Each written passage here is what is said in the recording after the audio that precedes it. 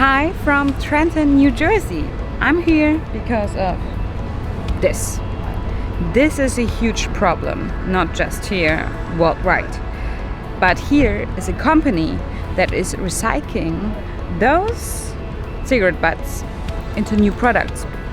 I never ever heard of that before, and I'm really excited to get to know them. So I'm now here at the lab of Terracycle, very exciting. And I have Ernie, and he's gonna explain us what is happening here. Hi, I'm Ernie Simpson. I'm the Global Vice President of R&D for Terracycle. I'm responsible for all the research done here. And what is happening here? Like, I see some cigarette butts. What are you doing here? Well, what we're doing is collecting cigarette filters, processing the cigarette filters. In other words, separating tobacco from cigarette filter. And Ernie actually invented the process, right? Yes, I did. That's amazing. Can you maybe explain me a little bit how does it work? Okay, all right.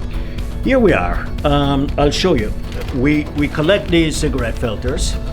We separate the residual tobacco and ash from the cigarette butts.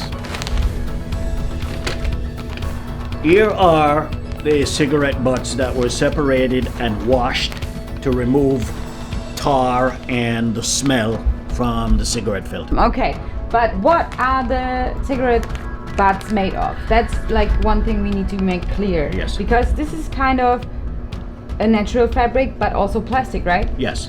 So explain that to me. Okay, so cigarette butts are made of a plastic called cellulose acetate. Cellulose acetate is made by reacting paper, cellulose paper, with acetone, which is a chemical, and produce cellulose acetate. And so the reaction of those two combined, like, ends up being plastic, right? Yes. All right, I understand. Yes. Good to know. All right, so don't get that wrong. So this is not just a natural fiber, it is plastic, and it doesn't disappear. It stays in the environment. Yes, it stays in the environment. Like every other plastic material, it does not decompose. And don't be fooled about people who say that cigarette butts are biodegradable. They're not. They are not. And that's why it's such a huge problem. So what kind of impact does it has on our environment? Okay, so one of the things that will happen, everything that sits in water usually ends up in the water table. And contaminating the water table may be extremely dangerous, not only for humans, but for fish and wildlife that's in the water. Right.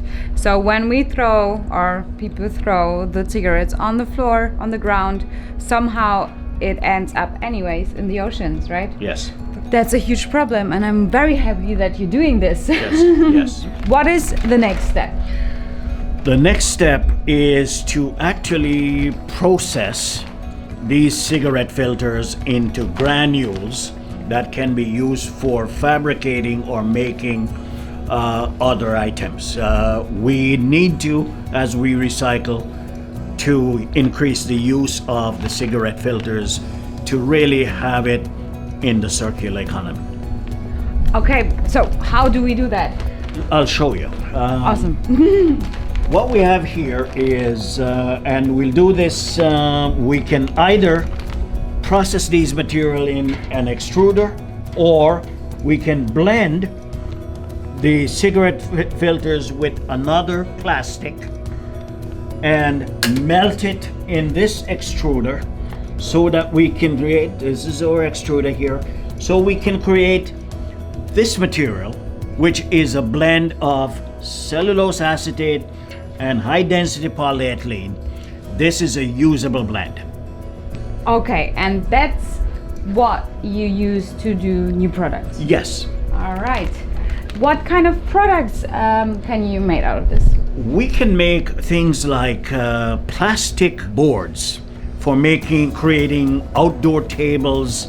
We can also make ashtrays for people who or still smoking, we can make. Which is really funny, I think.